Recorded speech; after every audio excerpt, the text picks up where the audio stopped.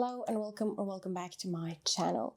If you are new here, my name is Stine. I am a 31-year-old knitter from Norway. Yes, I'm 31. I'm turning 32 quite soon, actually. Yeah, that's kind of strange.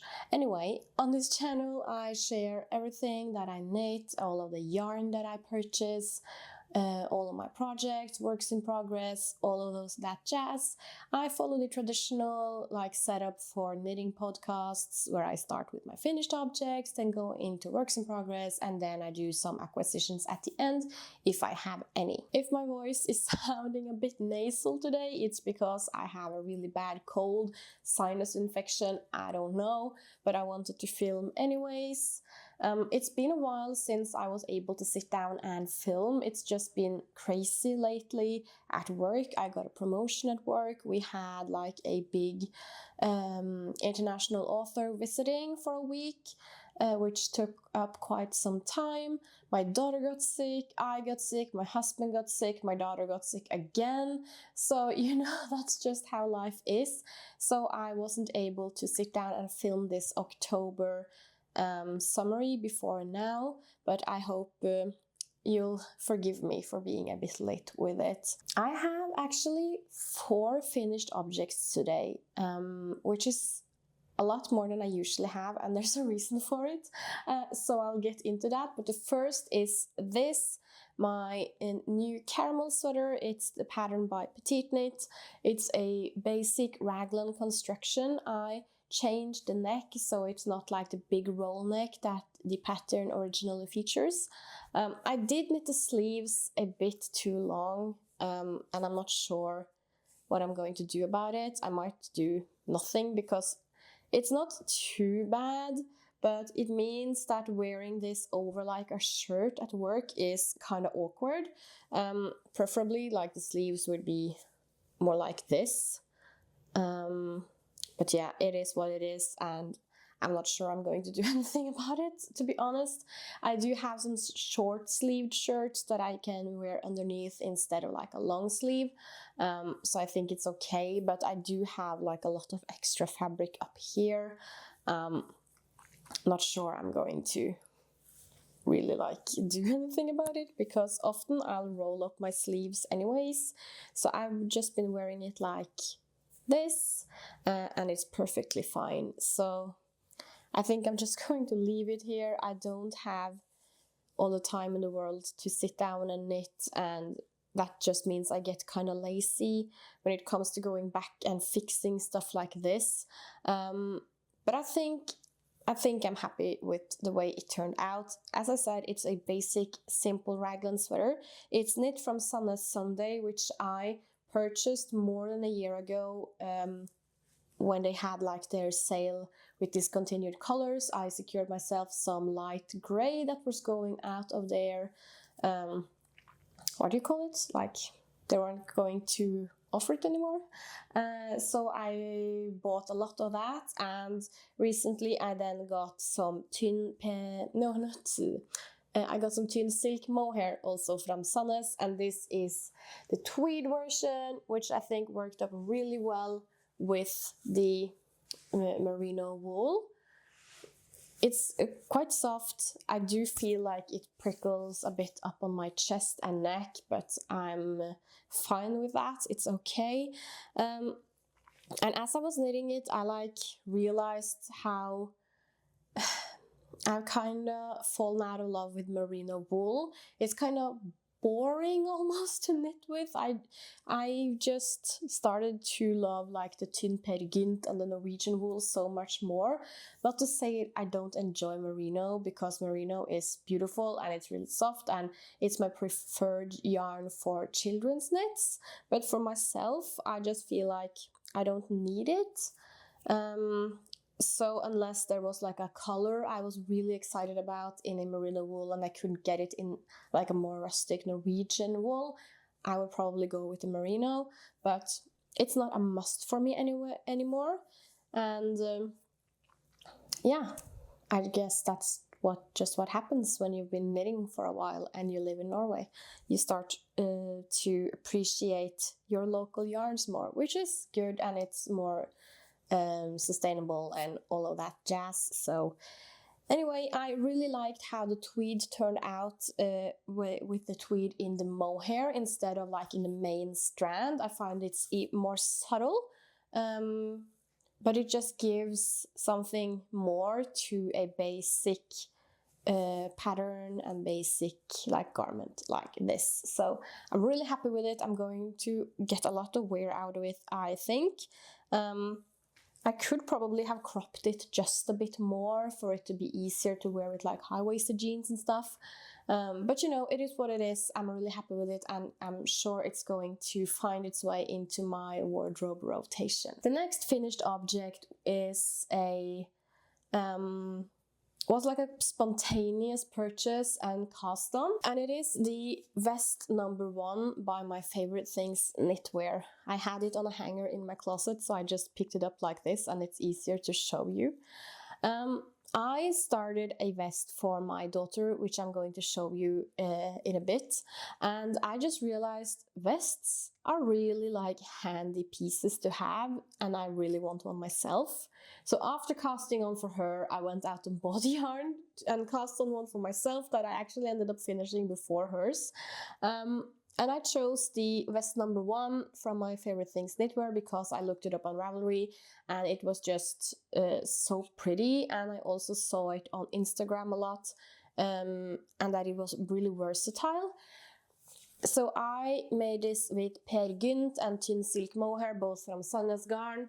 The neck is kind of wonky, it's kind of askew, it's not that easy to see in like this dark wool, but it's like a dark blue leaning towards navy color, and I'm really happy with it. I've already worn it a ton. Like, I want to wear this every single day to work because it makes me just feel so put together, and it's such an easy way to be able to wear knits at work and still be like quite professional. I think I can just throw it over any shirt I have, and it makes me feel like really good about myself. And I haven't knit any vests for myself before, and I have no idea why. And now I just want to make this in every single color that I look good in, just to have like lots of them on rotation. It was a really quick, simple knit. I knit on the recommended needle size, I think. Yeah. And after washing, Petiteknit and thin silk mohair is just so gorgeous. It has a beautiful drape. It still feels quite sturdy. And yeah, it just holds up really well. It is a quite simple construction. You cast on in the neck, and you do some increases for the shoulders, pick up the shoulders and all of that, knit in the round at the end. I didn't find this too like tedious or anything, and it was the really good thing about vest is you don't have the sleeves, you just do all of the finishings, which do take some time because it's Italian bind off on everything, but I don't find Italian bind off to be too tedious, and I quite enjoy a change. Like, instead of just knitting all the time, I enjoy getting to sew a bit and just do those finishings. I find that it's easier on my hands with a lot of variation. So yeah, that is my vest number 1, and it won't be my last vest. And speaking of the devil, I have another vest to show you. So this is my 3rd finished object, and it's also a vest. I did not make this in October. Don't worry. I cast this on my birthday a year ago. I can't say the number 3 or 13, which is really unfortunate, but I have my birthday is on December 13th, and I cast this on my birthday last year, and I got quite far. I did everything except like one of the sleeve finishings and the neck, and by the time I had gotten there, we were going quite far into spring, and I just wanted to start on more lightweight knits, so I figured I'll just put this away until the winter comes back, because of the color. I figured I would probably wear this more into like winter and the holidays anyways, and I wasn't going to wear it much before that, so I wanted to spend my time on stuff that I was able to wear more soon. But to talk about the pattern, this is the Lana vest by Irene Lin, and it is an all over textured, cabled, beautiful, gorgeous vest. I sized down 1 needle size for this, and I knit the first size. This is supposed to be a quite oversized vest. It is quite oversized on me. I sized down with needles to meet gauge with the yarn, and I was also kind of uncertain if I would be able to keep the tension right all the way through the project. So I chose the first size just to be on the safe side, because I knew I would be happy with it even if it was like a bit smaller than it was supposed to, and even if I was unlucky and like my gauge was bigger, you know, it would be just a bit more oversized, and that would be fine as well. If I had gone with the size 2 or 3, the vest would probably end up being way too oversized, but this is just the right amount for me. And I just love how this looks. It's like moss stitch, I guess you call it, and different kind of cables. There's a diamond in the middle. I didn't find this pattern difficult at all. It's like composed a bit differently than I'm used to, because I usually knit a lot of Petiteknit and Scandinavian patterns. So when I got used to it, it was fine. And I really want to challenge myself to try and make some kind of cable pattern or piece where I try to memorize the pattern, because I get really slow knitting cables, and there's nothing bad about it, but it just means I have to constantly have the pattern open and like cross out each row as I go, and I would love to just pick up and knit instead. So I might try to find some simpler patterns and just practice actually. While doing this, I also practiced doing cables without a cable needle, and I got quite good at it in the end. I also color coded this pattern just to know when I was supposed to twist in the front and in the back and all of those things, to make it easier for myself to read and not having to go back to the abbreviations all of the time. So yeah, I feel like I learned a lot about knitting textured pieces and cables in particular by making this, and I could see myself making another one in a more neutral color or something similar like this.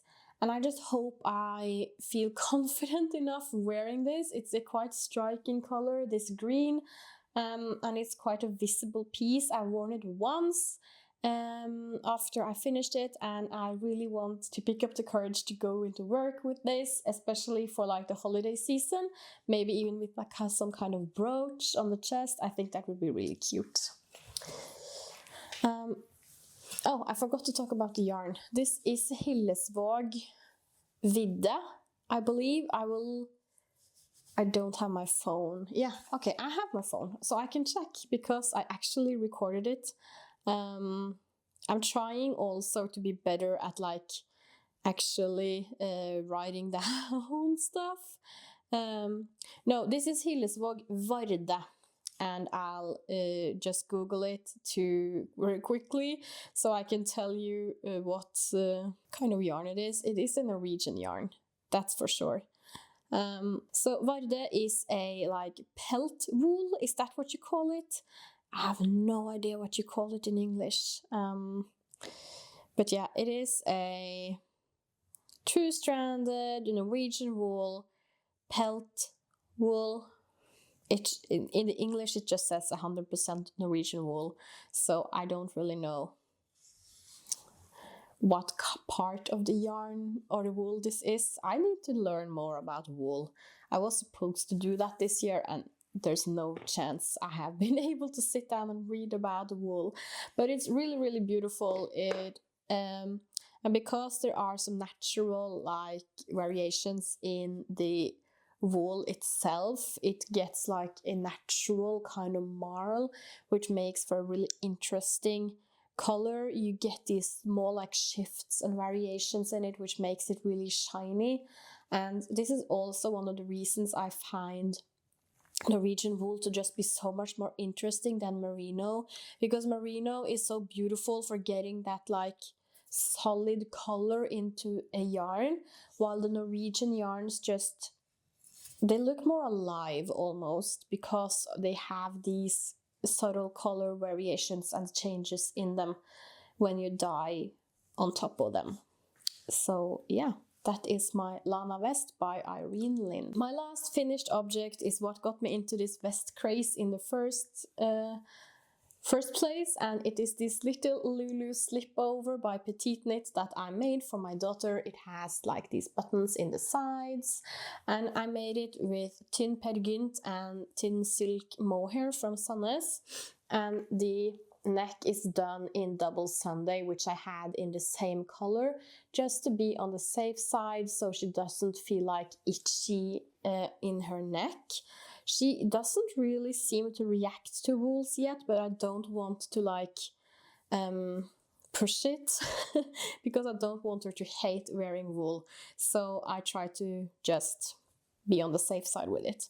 And I just think this is so cool. It has like these large armholes, which still gives her a lot of mobility while playing. It has beautiful double knitted button bands and these small little buttons. And she just looked so cool in this, in her like little striped shirt underneath.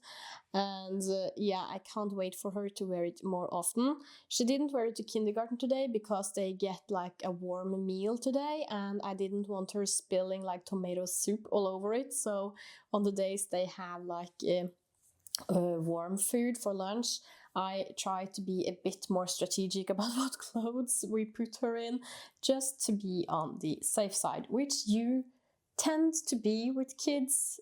You tend to not risk it with their nice clothes. But she can wear this to kindergarten tomorrow. And I want to make more vests for her as well. I should have weighed the yarn before, just to give you an like a estimate of how much I used, but I had a little more than 1 ball of tynn Cardigan left, and I would say like 1.5 ball of tynn silk mohair. So you could get away with not too much yarn at all. I weighed the Cardigan before I did any of the button bands, and I had 18 grams left before I did the 4 button bands, and I still have yarn left over from that. So, you know, this doesn't take too much at all. It is the size 1 to 2 years old, which fits her quite perfectly now, but still has some room to grow. And I think I'll make more vests for her as well, just because inside in the kindergarten she can then wear just her normal kind of cotton clothes, which gives her a lot of mobility and a lot of freedom while she plays. And then she can just have like a slipover on top and woolen socks, and she will stay quite warm and cozy, because, you know, those kinds of buildings are kind of cold on the floors, so we are recommended to not just dress them too thinly now that we are approaching winter in Norway. But there's no snow yet. We were watching like our Snapchat memories from last year, and there was so much snow, and it just feels kind of eerie that there's still been no snow, and we're in the middle of November and there's no snow. And I just found that so freaky and spooky that there hasn't been like a single flake. Like there has been in the northern parts of the country, but here in the southeast we haven't had any snow yet. But you know, it's great for walking outside because you can still wear any kinds of shoes, but yeah. I don't think this is a good sign that there's no snow yet. So anyway, those are my 4 finished objects. And I have to say that I've been really enjoying having more projects on my needles than I've been having earlier this year. Not being monogamous, I find have kind of helped my productivity, if you want to like talk about productivity with your hobbies. But it just has meant that I can pick up any project, like what I feel like knitting on, or if I'm watching TV, I can just do something with a straight stockinette. If I in the weekends while my daughter sleeps, I can pick up something more challenging. So yeah, the variation has really helped my knitting mojo and my motivation. So I am going to continue this trend of not like limiting my cast-ons too much, because at the moment I'm really enjoying it. So let's get into my works in progress. I'm just going to pick up like the closest one. This is my step-by-step cardigan by Florence Miller.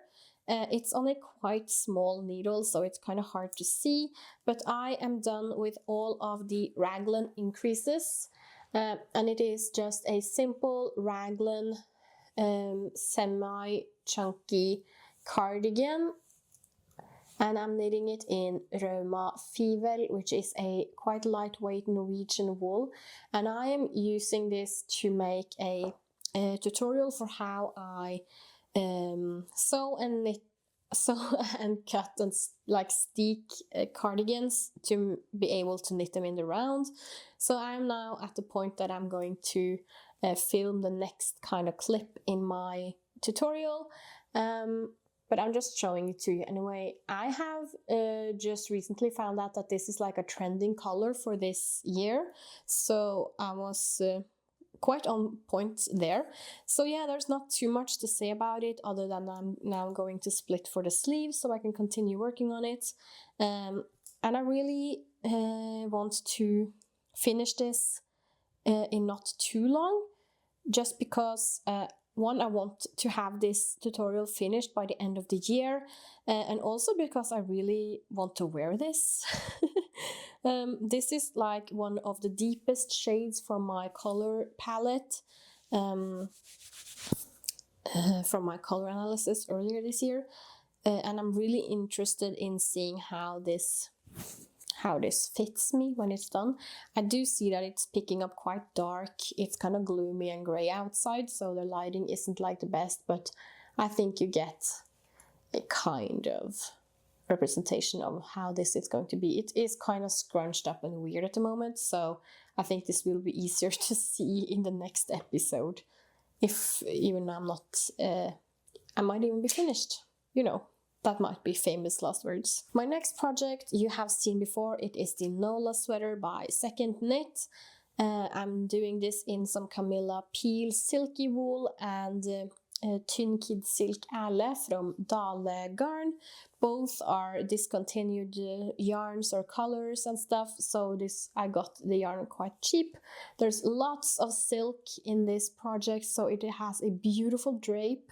I love that I paired the grey main strand with like a pearly blue mohair, because it gives it almost like a silvery sheen, and this is just so soft and nice. I have finished the body and done the bind off, and I finished the first sleeve yesterday and did the bind off on that as well. I was supposed to like knit the sleeves a bit shorter, but because this is stockinette in the round, I kind of went overboard. Because I was going to knit like the sleeve length of one size down, just to make sure I didn't do the same mistake as with this one and got too long sleeves. So I just shortened the ribbing 2 centimeters instead, and I still think the proportions are good. Sometimes when I crop the ribbing, I find that the proportions is weird, but I think this still looks good. So I think that will be like a good length for my sleeves. So now I'm just going to do the second sleeve and this will all be done. I am noticing that knitting on like these short needles is cramping up my fingers more than it used to before. Knitting magic loop is definitely better for my hands, because then I can use longer needles which are easier to hold. So I don't knit too much on this at one time, just to make sure that my hands aren't completely ruined. I am going to have these hands for a long time still, so I have to be nice to them. Wow, those are a lot of birds flying outside of my window. Yeah, those are seagulls actually. I love seagulls. Like, some people have a really hard time with seagulls. I am from the coast, like in the middle of Norway, so I love seagulls, but we don't have like those huge monster seagulls that you get down here. Here, people are calling them kind of like rats on the wings because they are just huge, like mutant seagulls that like empty trash cans and stuff. So they are a bit scary because they're just so huge and they have like these intense eyes, and it feels like they are trying to kill you every time they look at you. But where I'm from, the seagulls are really cute and nice. So yeah, those were a lot of seagulls. Anyway, my next active work in progress is just a small knit that I can easily put in my bag and take with me. It is a Oslo hat by Petiteknit, and I am making this in Sanja's Sunday, the leftovers from this sweater, and a hand-dyed silk mohair from Strikkefeber. I don't remember what this was called, but it's like a grey with different kinds of greens in it, which I think is just turning into a lovely like marl. It's a really subtle, the greens are really subtle in this, which I really enjoy. I'm still trying to like learn how I like to do hand-dyed yarns. I'm not sure I'm a huge fan of doing like big projects with hand-dyed like sweaters and stuff, but for smaller projects, color work, yeah, I'm just trying to figure out what I enjoy making from hand-dyed, because I think they are so beautiful and there are a lot of talented hand dyers out there and I really want to support them, but I also want to use the yarn. I can't just give them my money and then just put the yarn in a drawer and not use it. I have to use it for something. So I am experimenting with my hand-dyed yarns at the moment, and I think this is really nice because from afar it's not like hand-dyed, you know, but when you get close to it you can really appreciate the subtlety of it, and I really enjoy more like subtle pieces. I've always enjoyed like the kind of knit pieces that could have been bought in a store, you know. Experimenting with hand-dyed, and I'm enjoying the process. So those are like my active works in progress. I haven't made any progress on my others. I do have a few more. I don't want to talk about them. They're in like my shelf over there, living their best life. They are getting so much rest. I'm kind of jealous of all the rest they are getting. So for the last part of this podcast, my acquisitions, they are from the Strikkernes Marked in Oslo. I have a small like vloggy thing about it. So if you haven't watched my vlog from Strikkernes Marked, you are welcome to do so. But I wanted to show the yarn I got anyways, in case you haven't watched that. So I went to Strikkernes Marked first and foremost to... Strikkernes Marked is like, in English you would call it like a knitter's market. Easy. I went first and foremost to like check out all of the vendors, try to see who they are, getting to know a few of them, just touching yarn. I wasn't going there with like a huge shopping list. But I kind of am on the next one, which will be a Christmas market on the 30th of November. I am so struggling with my threes. I don't know how you say those numbers. Anyways, but I did pick up some yarn. The first one is from Lille Rille, which is like a mitten kit with this undyed, I guess, Highland wool in white and then this rainbow color. I was originally thinking to make like an Icelandic sweater for my daughter with this yarn. I realized this might not be enough. So I'm going to find some other pattern, I think, and use like this rainbow for a contrast on like a yoke or something. That would probably be enough, and then I will find something else to use this white for. But I love Lille Rille's Highland wool, which is a 100% Peruvian Highland wool. These are both 50 gram skeins, with 210 meters fingering weight. So yeah, this is just really, really gorgeous. And then the second vendor I was really wanting to check out was Through the Wardrobe Yarn Co., who makes hand-dyed yarns inspired by popular culture. And this is from her Bridgerton collection, and it is called I Burn For You, which is in her magical mohair base, which is 72% kid mohair and 28% silk. And it is just this beautiful variegated purple. Both of these vendors were in the same room, which was really handy for me. I have told you everything about my fear of heights and all of that stuff in my vlog, and you wouldn't think that a fear of heights would be relevant for like a market selling yarn. It was though, because this venue has a lot of open staircases, which are hard when you are afraid of heights. Anyway, I was really happy with these yarns, and I have a smaller shopping list for what I want to find next time. And this time I will be going with one of my friends who was supposed to join me this time, but she got sick. She also has a small child, so that's just our lives at the moment. So anyway, thank you for sticking with me for this video. I'm sorry about my voice being all nasal. I hope I get well soon. Thank you for watching, and I will see you next time. Bye.